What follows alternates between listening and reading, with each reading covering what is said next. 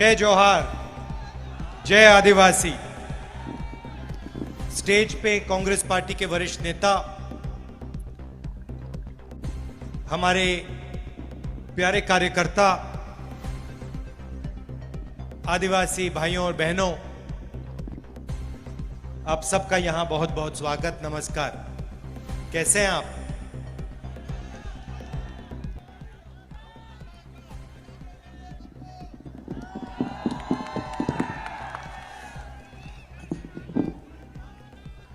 जैसे कमलनाथ जी ने कहा, मैं तांत्या मामा,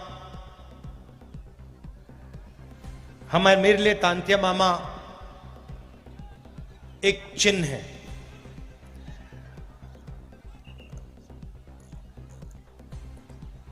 एक सोच है। एक व्यक्ति जरूर थे, मगर वो एक चिन्ह और एक सोच और एक विचारधारा भी थे।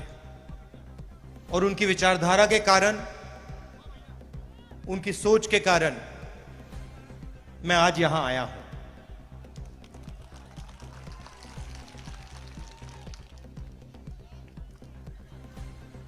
आज मैं उनके बारे में पढ़ रहा था और मैंने देखा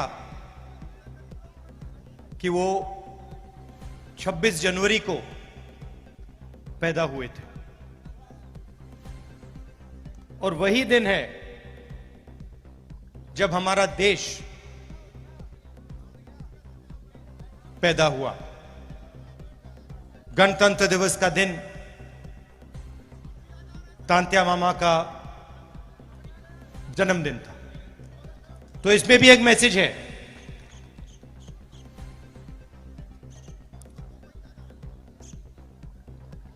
कुछ दिन पहले मैंने महाराष्ट्र में एक भाषण किया और उसमें मैंने आदिवासी शब्द के बारे में बोला।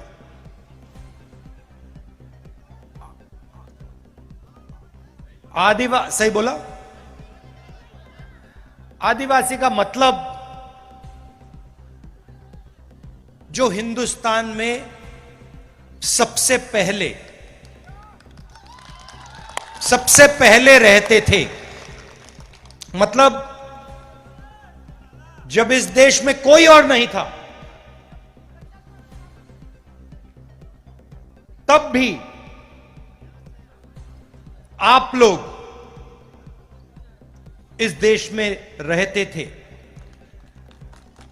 अगर आप आदिवासी हो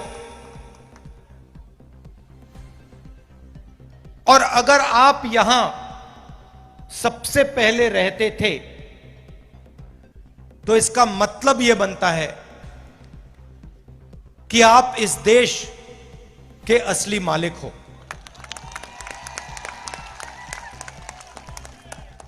सही बात? ये जो शब्द होते हैं, ये बहुत चीजें छुपाते हैं, बहुत चीजें ये दिखा भी सकते हैं। जैसे आप तांत्या मामा के बारे में सोचें तो आपके दिमाग में कौन से शब्द आते हैं? बताइए, कौन सा शब्द आता है सबसे पहले जब आप तांत्या मामा के बारे में सोचते हो? आदिवासी आता है, संघर्ष आता है, निडरता आता है, क्रांतिकारी आता है, ये शब्द आते हैं। और जब वो अंग्रेजों के सामने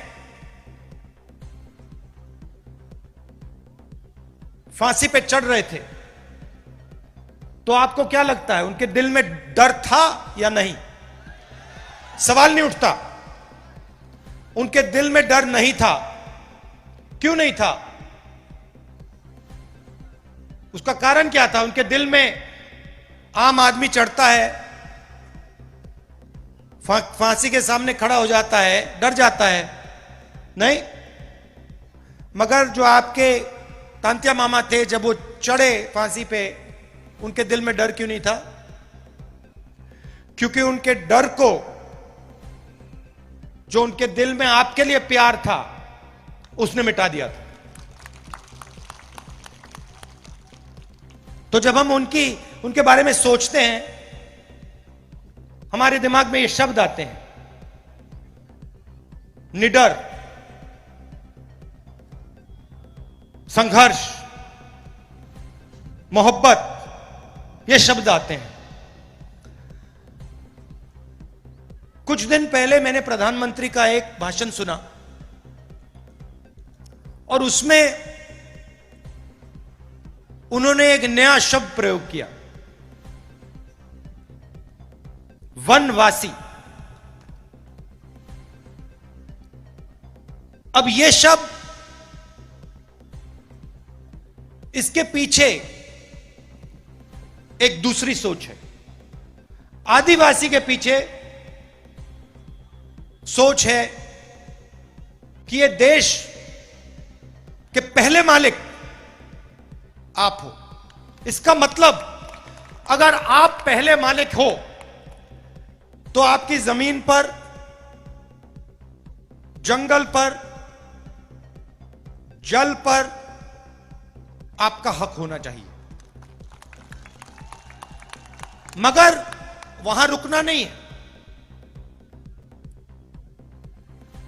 आप असली मालिक हो तो आपको और आपके बच्चों को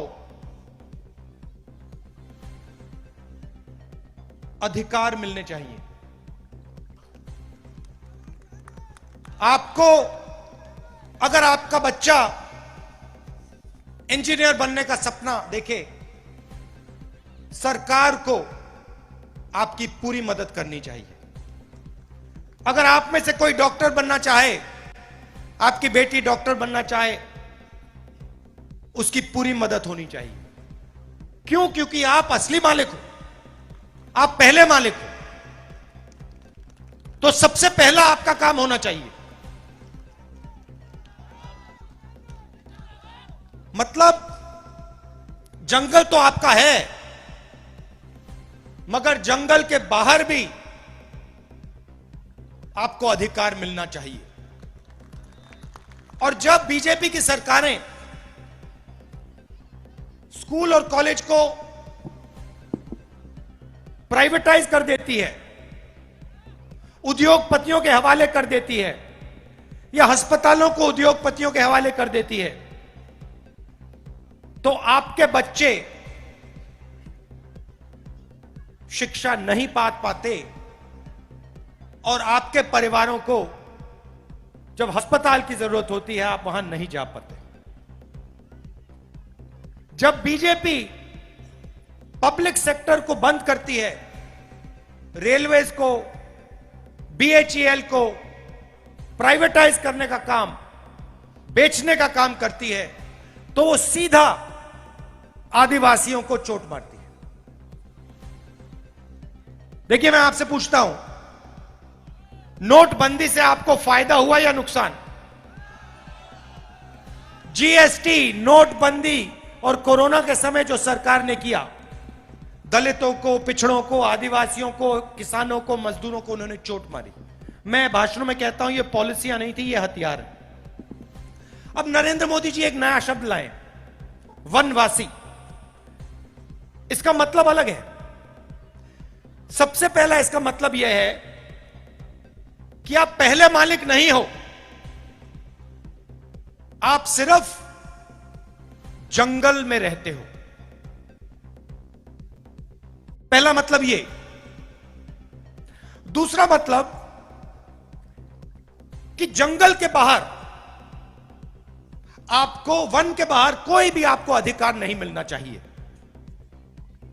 और तीसरा मतलब जो आपको दिख रहा है,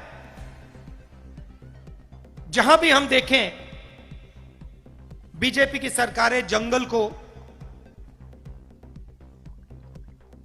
उद्योगपतियों को दे रही है,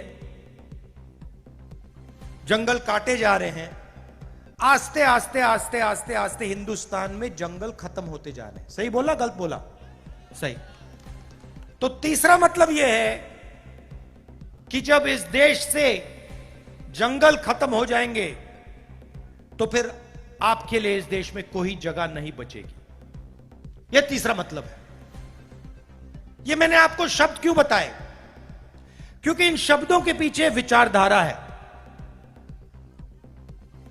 हम आदिवासी कहते हैं क्योंकि हम इस बात को मानते हैं कि आप हिंदुस्तान के असली और पहले मालिक हो। वो वनवासी कहते हैं क्योंकि वो आपके सारे के सारे अधिकार आपसे छीनना चाहते हैं और आपको यह याद नहीं दिलाना चाहते कि आप ही इस देश के पहले और असली मालिक हो। तो सबसे पहले मैं चाहता हूं कि ये जो बीजेपी के लोगों ने आपके ऊपर अपमान किया है, ये जो शब्द इन्होंने आपके लिए प्रयोग किया है वनवासी, इसके लिए ये आपसे माफी मांगे। हाथ जोड़ के हिंदुस्तान के आदिवासियों से ये माफी मांगे और उनसे कहें कि आप वनवासी नहीं हो, आप आदिवासी हो और आप हिंदुस्तान के पहले मालिक हो और हम आपको जो भी अधिकार चाहिए वो हम आपको देंगे। और दूसरा काम, माफी मांगने के बाद, पहले नहीं, माफी मांगने के बाद दूसरा काम, जो ये आपसे जंगल छीनते हैं, जो हम पैसा कानून लाए, जमीन अधिग्रहण बिल लाए, फॉरेस्ट राइट एक्ट लाए, इन 3 कानूनों को ये जो कमजोर करते हैं और आपकी जो जमीन है जो आपसे छीनते हैं, आपका जल है, आपका जंगल है जो आपसे छीनते हैं, वो आपको वापस देने का काम शुरू कर दें। और अगर ये नहीं करेंगे तो जैसे ही हमारी यहां सरकार आएगी, हम आदिवासी शब्द का प्रयोग करेंगे और जो आपके हक हैं एक के बाद एक आपको देना शुरू कर देंगे। और जो आपकी जमीन है उसका अधिकार, जल और जंगल का अधिकार आपको वापस देना शुरू कर देंगे। आप जानते हो कि आदिवासियों के खिलाफ सबसे ज्यादा अत्याचार मध्य प्रदेश में होता है। पूरा मध्य प्रदेश का आदिवासी जानता है कि अगर किसी प्रदेश में आदिवासियों के खिलाफ अत्याचार होता है तो उस प्रदेश का नाम मध्य प्रदेश है। ऐसा प्रदेश हमें नहीं चाहिए। हमें आदिवासियों को इज्जत देने वाला प्रदेश चाहिए, आदिवासियों को रक्षा करने वाला प्रदेश चाहिए। और ये जो वनवासी शब्द है